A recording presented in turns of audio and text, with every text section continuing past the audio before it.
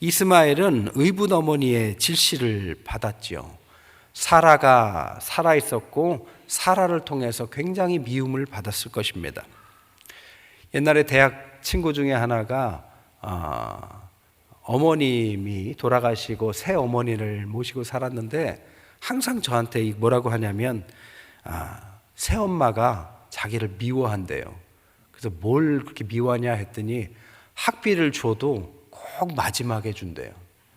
그리고 아버지 볼 때는 잘해주고 아버지 안 볼 때는 조금 미워하는 것 같대요. 제가 볼 때는 정말 미워한다기보다는 그 친구가 그렇게 느끼고 있다라는 생각이 들었습니다. 이렇게 친어머니가 아닌 의붓 어머니 밑에 자란 아이들은 항상 편안하지 않은 마음을 갖고 있는 거죠. 또한 아버지가 우유부단한 아브라함이었습니다. 쫓아내라 하니까 우유부단하면서도 결국 쫓아내죠. 그런 아버지 밑에 자라고, 그는 14살에 쫓겨나는데 14살은 오늘날로 따져보면 중학교 2학년입니다. 세상에서 제일 무섭다는 사람이 중2라고 그러잖아요. 그래서 중2병이 있어서 그런 아이들은 건드리면 안 된다고 그러잖아요.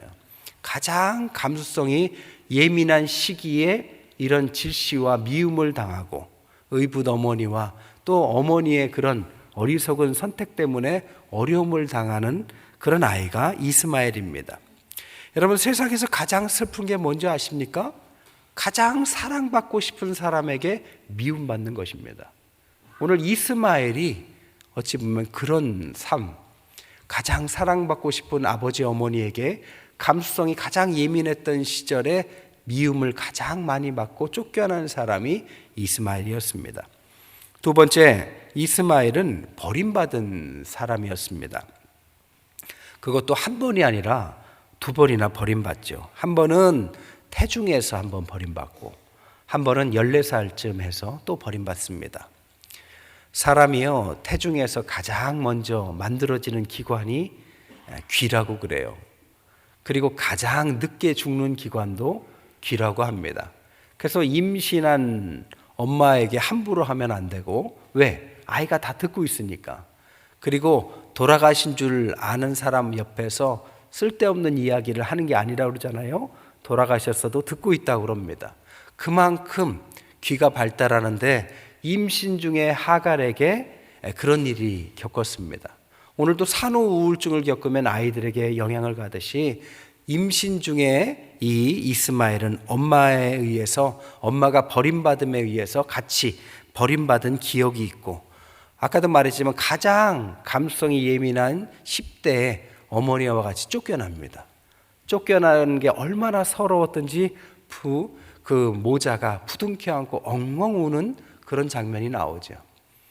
10대쯤 되면 다 컸는데요, 얼마나 서러웠으면 그렇게 엉엉 울겠습니까?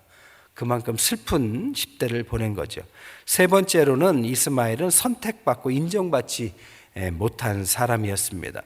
갈라디아서 4장 21절에서 31절에 보니까 이 이스마엘을 말하기를 종의 자녀, 약속이 없는 육신의 자녀다라고 표현했습니다.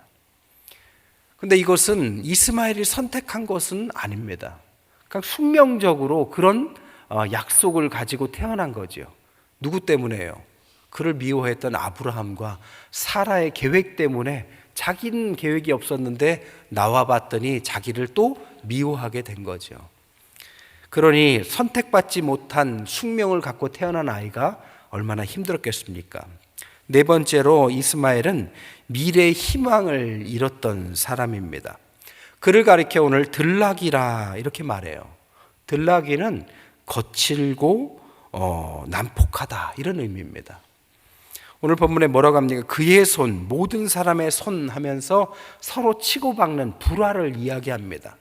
그는 타고나기를 들나귀같이 살아갈 것이다라는 예언을 가지고 타고났다라는 겁니다. 피그말리온 효과라는 게 있어요. 그리스 로마 신화에서 유래한 이야기인데, 긍정적인 기대가 긍정적인 효과를 난다라는 뜻입니다. 아이들에게 실험을 했어요. A그룹, B그룹 나눠서 거짓말로 A그룹에게 너희들 IQ가 B그룹보다 상당히 더 높다, 그리고 선생님에게도 저 아이들은 그렇게 똑똑한 아이들이다라고 말을 했더니 정말 그것을 믿었던 아이들의 결과가 B그룹보다 좋았다라는 겁니다.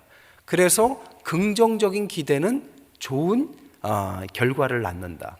그 반대가 뭐냐면 스티그마 효과입니다. 스티그마는 낙인, 동물에다가 찍는 낙인을 말하죠. 나쁜 낙인을 찍어 놓으면 문제하다라고 부정적인 기대를 해 놓으면 그 사람은 시간이 지날수록 점점 문제를 일으키는 사람으로 변해간다라는 것이 스티그마 효과죠. 부정적인 기대를 했는데 어떻게 좋은 사람이 되겠습니까? 그래서 다섯 번째로 그는 정말 좋지 못한 행동으로 낙인 찍힌 사람처럼 행동합니다. 그래서 그가 이삭이 태어나니까 사랑받고 있는 이삭을 질시하고 괴롭히고 그것 때문에 정말 문제아로 취급받고 결과적으로 쫓겨나는 계기가 이렇게 되는 것이죠. 여섯 번째로 그는 한 맺힌 사람이었습니다. 어른도 이런 상황이면 한이 맺히죠. 그런데 어린아이가 얼마나 한이 맺혔겠어요. 옛날에 제가 초등학교 때 같은 반 친구 중에 하나가 사시인 친구가 하나 있었어요. 사시가 오늘날은 뭐 그렇게 큰 것이 아니고 고치면 금방 고치지만 그 당시는 그게 좀 쉽지 않았나 봐요. 그러니까 사시니까 아이들에게 항상 놀림을 받는 거예요. 장애를 갖고 있으니까. 근데 이 아이가 그런 것을 어려서부터 겪다 보니까 기가 팍 죽었습니다. 부모님도 그를 잘 케어할 만큼의 그렇게 똑똑하지는 않으셨던 것 같아요. 그러니까 학교에 오면 괴로운 거죠. 왕따를 당하고 장애인 바보 취급을 당하고 사람들에게 손가락질 당하고 이러니까 이 아이가 마음에 병이 들었어요. 한이 맺힌 거죠. 그러다가 이 한이 육신의 병으로 발전을 해서 암에 걸리게 됩니다. 암에 걸려서 이제는 학교도 못 나오게 됐어요. 근데 어느 날 그 아이가 자살을 했습니다. 근데 자살하는 날 그 아버지의 말에 의하면 집을 뛰쳐나가는데 그 아이가 얼굴이 너무 밝더라는 거예요. 그 이전에는 얼굴이 항상 어두운 아이가 자살을 결심하고 나가는 날 얼굴이 밝으니까 아버지가 너무 이상해서 쫓아갔는데 못 잡아서 결국에는 그런 극단적인 선택을 했습니다. 그러면서 아버지가 울면서 그 아이가 왜 밝았겠느냐, 그동안 삶의 짐이 그에게 너무 무거웠지 않았나, 그에게 너무 한 맺혀 있지 않았나, 그래서 그 짐을 내려놓는다고 생각하니까 그 극단적인 선택 앞에서 얼굴이 밝아졌다는 것입니다. 실제로 오늘날 자살을 앞둔 사람들에게 이 일시적인 밝음이 있다고 그러죠. 하지만 이것은 좋은 밝음이 아닙니다. 짐을 내려놓는 것이 아니라 그것은 잘못된 선택이 되는 것이죠. 일곱 번째로 성경의 이스마엘은 불편하지만 항상 옆에 있는 사람입니다. 12절에 보니까 대항한다라고 말해요. 여러분, 대항은 같이 있다는 뜻입니다. 그러니까 대항을 하는 것이죠. 여러분, 이스마엘은 저 멀리 있는 것이 아닙니다. 우리 가까이 있습니다. 아니, 이 안에도 있을 것입니다. 그리고 가족 중에도 있을 수 있습니다. 그 이스마엘, 사람들에겐 꺼려지고 왠지 밀어내고 싶고 함께하기 어려운 그 이스마엘, 타고날 때부터 자랄 때까지 항상 문제아처럼 취급받고 살아가는 이스마엘. 아브라함과 사라는 그를 버렸습니다. 하지만 하나님은 그를 버려두시지 않죠. 그리고 하나님은 그를 버려두시지 않은 정도가 아니라 그에게 네 가지 모습으로 나타나셔서 하나님이 그를 얼마나 사랑하시는지를 알려주십니다. 그래서 두 번째, 이스마엘에 대한 하나님의 네 가지 표현을 우리가 봐야 됩니다. 첫 번째로는 살피시는 하나님이십니다. 오늘 13절에 보니까 하갈이 고백하죠. 살피시는 하나님, 이렇게 고백을 합니다. 근데 이 표현을 잘 보면 하갈이 하나님을 바라보면서 하는 말입니다. 더 정확히 말하자면 하갈이 하는 말을 이렇게 정리하자면 나를 보시는 하나님을 내가 지금 보았다, 이런 뜻입니다.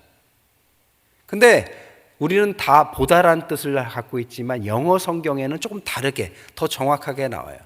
하나님이 나를 볼 때는 see라는 단어를 씁니다. see라는 단어는 항상 보고 있는 겁니다. 하나님은 그를 항상 보고 계십니다. 그런데 하갈이 눈을 들어 하나님을 봤다 할 때 단어는 look이라는 단어를 씁니다. look이라는 단어는 의지를 표현해요. 그러니까 하나님이 항상 그를 보고 계셨는데 이것은 일방적으로 보고 계셨던 거죠. 하갈은 하나님을 본 적이 없습니다.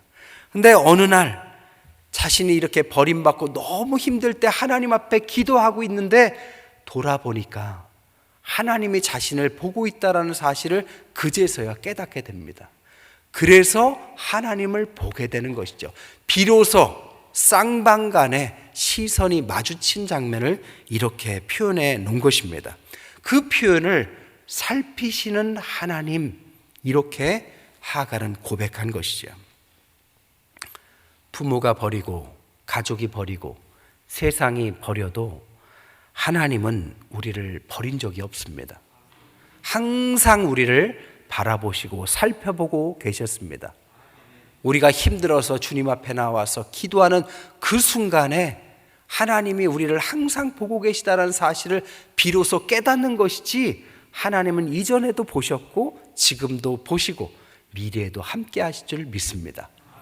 이렇게 하나님을 만나는 장면에 그 순간만큼은 그 하나님은 바로 이 어려움에 처한 하갈과 이스마엘의 하나님이 되는 것이죠. 제가 중학교 때 교회에 전도한 친구가 있는데요, 그 친구는 가정이 좀 불우했어요. 근데 그 아이는 제가 볼 때 굉장히 문학적인 감수성이 뛰어난 아이였어요. 그래서 맨날 데미안, 수레바퀴 밑에서 뭐 이런 책을 가지고 다녔던 것 같아요. 문학적으로 문학성이 뛰어난 아이였는데 또 반면에는 굉장히 폭력적인 부분이 있었습니다. 그래서 복싱을 배우고 학교에서 무슨 일만 하면 이 아이가 섞여서 싸우는 모습이 여러 번 있었어요. 그러니까 이 아이는 양가적인 모습을 갖고 있죠. 굉장히 문학적이면서 굉장히 폭력적인 두 가지 양면성을 가지고 있는 아이였습니다. 근데 교회에 전도돼서 나왔는데 그 아이가 저한테 이렇게 말을 했어요. 자기는 너무 힘들 때는 두 가지를 한대요. 뭘 하냐 그랬더니 처음에는 샌드백을 친대요. 그래서 샌드백을 있는 힘껏 해서 막 발산시키고 그리고 나서 교회에 가서 기도를 한다고 합니다.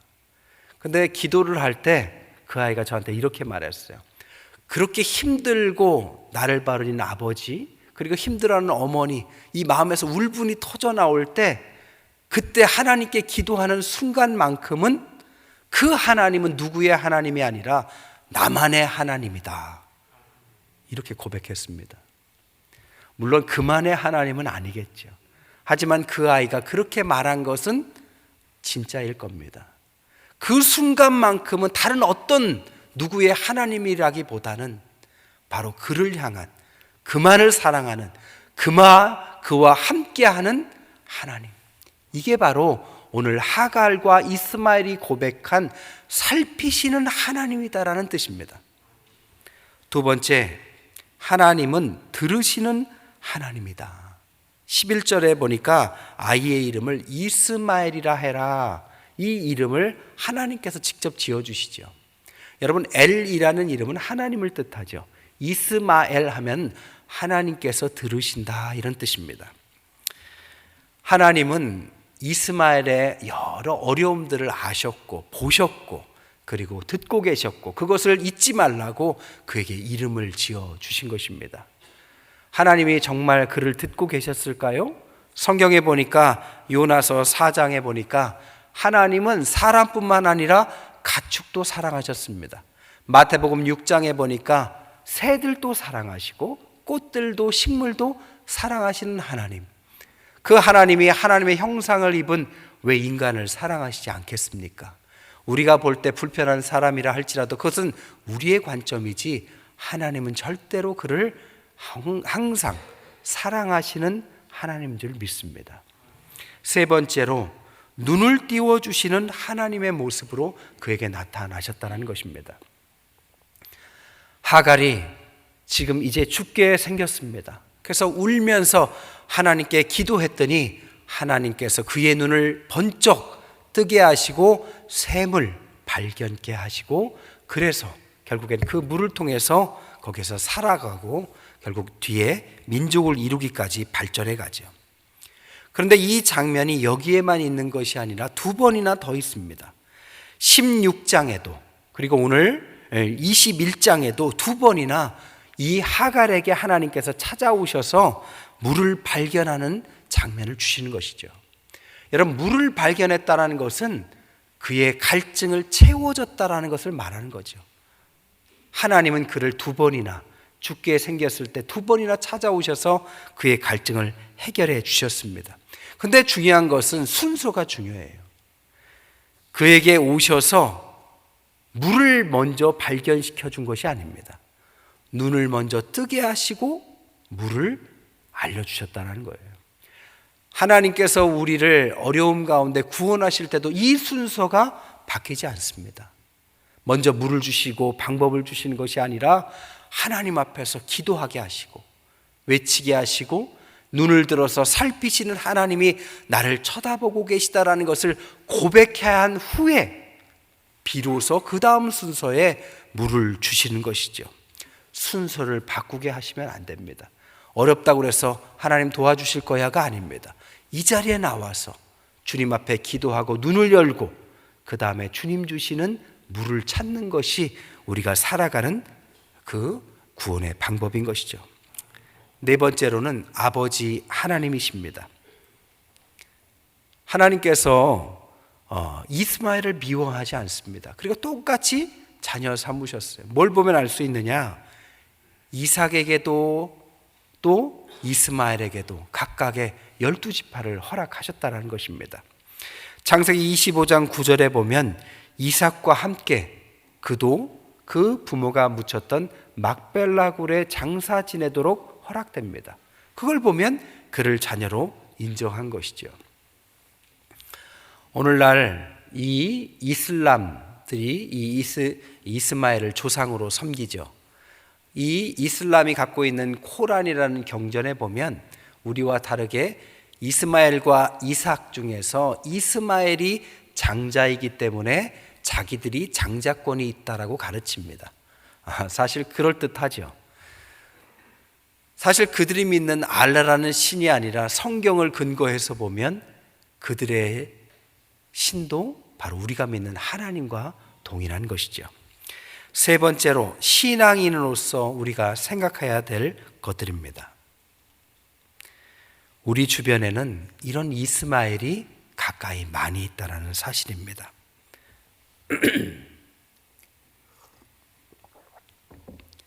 가정적 어려움을 겪는 분들도 많으세요. 버림받은 사람도 많습니다. 인정받지 못하고 사는 분도 많고 희망이 꺾인 분도 있고 낙인 찍혀서 그렇게 살아가는 분도 있고 한 맺혀서 사는 사람들이 주위에 많습니다. 문제는 뭐냐면 이 사회에서 그들을 바라보는 시선이 너무 편견을 갖고 바라본다는 거예요. 영국 BBC에서 실험을 해봤어요. 공존의 조건이라는 제목으로 같이 영국에 거주하는 8명의 사람들, 조건이 다른 사람들을 함께 모아서 공동체 생활을 했습니다. 그들은 백인도 있고 흑인도 있고 아시안도 있고 기독교인들도 있고 이슬람도 있고 부자도 있고 빈민도 있었습니다. 각기 다른 8명의 환경이 다른 사람들을 함께 모아서 공동체 생활을 일정하게 하고 나서 내린 결론이 뭐냐? 서로를 미워한 것이 아니라 서로를 너무 모르더라가 결론이었습니다. 그러니까 서로를 미워하는 이유가 뭐냐? 서로를 너무 모르기 때문에 상처를 줘서 결국은 갈등이 생기더라는 것이 그 TV 프로의 결론이었어요. 예를 들자면 그 중에서 하나는 파키스탄 사람인데 한 명이 농담처럼 파키스탄에 왔으니까 파키씨 이렇게 불렀더니 그 친구가 막 울면서 화를 내는 거예요. 그래서 너 왜 이렇게 화를 내느냐라고 물어봤더니 자신의 아버지가 영국에 이민을 와서 파키스탄 사람으로서 인종차별받고 먹고 사는 것도 힘들고 냉대를 받으면서 사람들의 조롱하듯이 야 파키 이렇게 부른 게 한이 맺혔는데 그것을 그의 아들에게 불렀으니 얼마나 눈물이 났겠습니까? 그걸 모르는 사람은 그렇게 부르게 된 것이죠. 이처럼 우리는 편견을 갖고 살아가면 상대를 알 수 없고, 우리가 아무리 애정이 넘치는 사람이라 할지라도 그 사람들에게 나아갈 수도 함께 할 수도 없는 것입니다.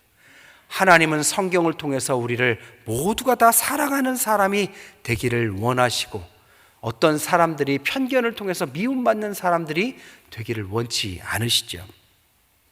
어떤 인류학자가요, 아프리카에 가서 아이들에게 게임을 한번 했어요. 과자를 매달아 두고 경쟁적으로 일찍 와서 그 과자를 따먹는, 우리가 잘 아는 게임을 했더니 아이들이 경쟁적으로 와서 따먹을 줄 알았더니 각자 어깨동무를 하고 와가지고 함께 먹더라는 거예요.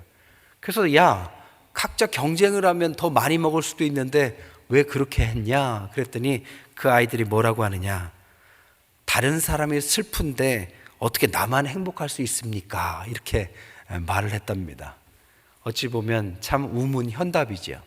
그래서 그 아이들이 어깨동무를 하면서 그 과자를 따먹으러 가는데 소리를 함께 지르는 단어가 뭐였냐면 우분투라고 지르더래요. 그래서 우분투가 무슨 뜻이냐 했더니 그 말을 번역하자면 당신이 있기에 내가 있다, 이런 뜻이었다고 합니다. 그러니까 니들이 있어야 내가 있다, 얘가 행복해야 내가 행복하다라는 그런 표현을 아이들이 하고 함께 과자를 따먹은 거죠. 그들이 신앙이 있는지 없는지는 모르겠지만 사실 하나님의 그 마음을 가장 잘 표현한 것이 이것이 아닐까 싶습니다. 저 먼 튀르키예에서 지진이 났는데 야, 여기는 지진이 안 나서 참 다행이다, 이렇게 말한다면 그 얼마나 냉정한 말입니까? 우크라이나에서 전쟁이 끊이지 않고 그렇게 죽어가는데 야, 우리나라는 전쟁 안 나니까 참 좋은 나라다, 물론 감사한 일이지만 그렇게 말하고 산다면 그것은 정말 편협한 사고를 갖고 있는 것입니다. 어리석은 생각이죠. 코로나를 통해서 우리가 깨달은 게 뭡니까? 온 세상이 함께 살고 있다는 것을 우리가 비로소 깨닫게 된 거죠. 그들이 아픈데 우리만 행복한 것이 꼭 좋은 것만은 아닙니다. 우리 주변에 힘들어하는 사람이 있는데 나만 하하호호 웃고 사는 것이 좋은 세상이고 크리스찬들이 가야 할 길은 아닌 것입니다. 그렇기 때문에 우리는 하나님 앞에서 함께하고, 우리가 다 하나님처럼은 못하지만 그런 사람들에게 주님의 손과 발, 주님의 입술로 나아가려는 마음을 갖는 것이 바로 오늘 이스마엘을 통해서 우리가 배워야 될 교훈의 부분입니다. 여러분, 성경은 시작이 창세기 1장 1절 태초에 하나님이 천지를 창조하셨고, 계시록 22장 21절 마지막 끝에는 이 주 예수의 은혜가 모든 자들에게 있을지어다 라고 끝을 맺습니다. 하나님의 사랑은 우리에게만 편협하게 있는 것이 아니라 이렇게 사회에서도 배격되고 어려움을 처한 그 이스마엘과 같은 사람들에게도, 모든 이에게도 하나님의 사랑은 흘러가고 있는 것입니다. 사랑보다 미움이 앞서는 세상, 하나됨보다 분열이 앞서는 세상을 살아가는 저와 여러분 가운데 오늘 하갈이 하나님을 만나고 고백하기를 13절에 내가 어떻게 하나님을 배웠는고 라는 고백의 놀라운 고백처럼 오늘 이스마엘과 하갈, 그리고 그 눈을 벗기시고 하나님을 만나게 하신 그 하나님이 오늘 우리 가운데 찾아오시고 오늘 이 자리에 하나님을 만나는 놀라운 은총이 넘치시는 저와 여러분 되시기를 주님의 이름으로 간절히 축원드립니다.